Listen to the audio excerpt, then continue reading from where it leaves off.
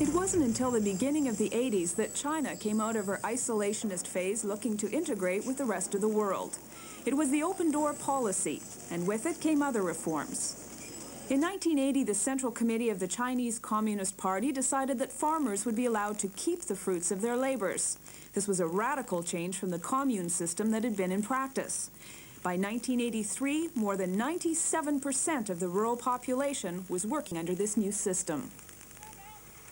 Also in 1980, 4 special economic zones were set up in Shenzhen, Zhuhai, Swatow, and Amoy. 4 years later, 14 coastal cities and Hainan Island were also opened. The gross agricultural and industrial production from this coastal belt accounted for more than half that of the whole country. In 1984, the third plenary meeting of the Central Committee of the Chinese Communist Party decided to further reform the economy. This time, the emphasis was on urban reform. They aimed to increase the productivity of the large enterprises and to improve the state of the commodities market. Direct state management of enterprise was to gradually shift to indirect control. The economic reforms and the open door policy also increased the political expectations of some people.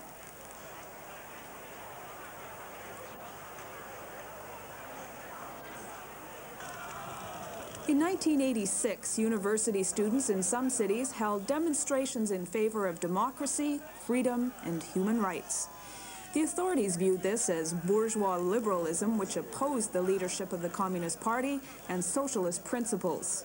Accused of being too soft on the protesting students, then General Secretary Hu Yaobang was forced to resign in January 1987. In April 1989, Hu Yaobang died. Mourning for him sparked off another student movement calling for democracy. Authorities called this a counter-revolutionary riot.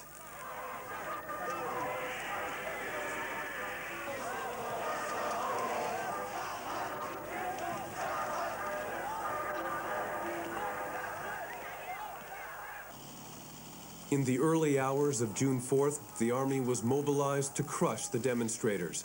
What's now called the Tiananmen Square massacre was the bloodiest incident in the 40 years of communist rule in China.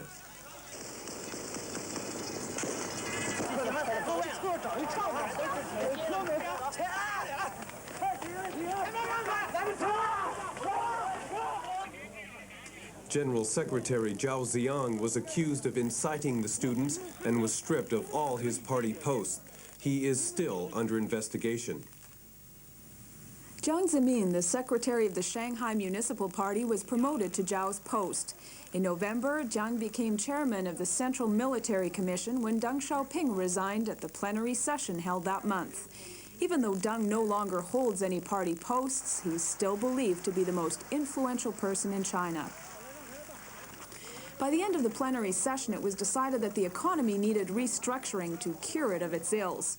For this to succeed, the people were called on to tighten their belts.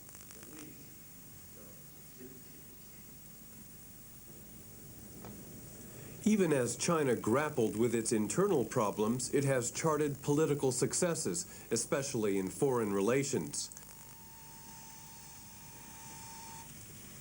The highlight was its reconciliation with the Soviet Union. Mikhail Gorbachev's Beijing visit was deemed a huge success, even though his visit was disrupted by the protesting students camped in Tiananmen Square.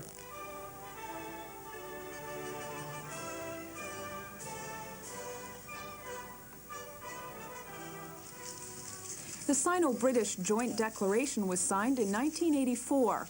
Hong Kong would revert to Chinese rule in 1997.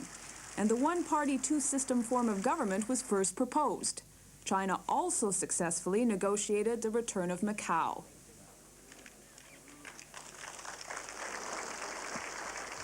Events in June badly damaged China's image in the West. This came at a time when Chinese relations with other countries had been warming.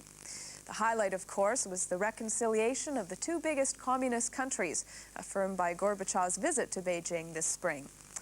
Although the meeting of the two leaders may have been overshadowed by the massive demonstrations, it was nonetheless significant.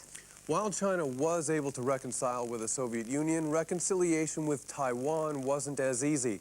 Though relations between the two have been improving, there have been some radical changes taking place on the island.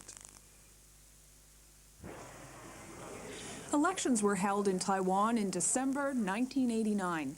For the first time since the death of former President Chiang Ching-kuo, the KMT was allowing opposition parties to run.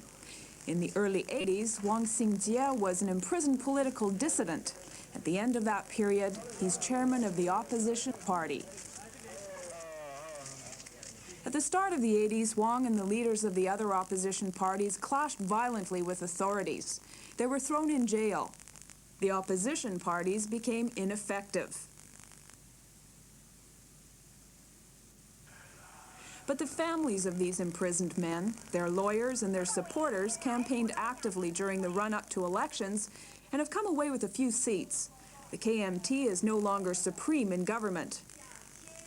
It was on the 28th of September, 1986, that the Democratic Progressive Party was formally registered. It's the first officially recognized opposition party in 40 years.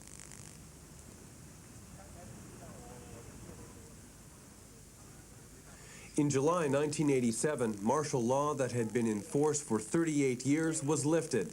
Chiang Ching-kuo even allowed aging KMT soldiers to visit their relatives on the mainland. This improved relations between Taipei and Beijing.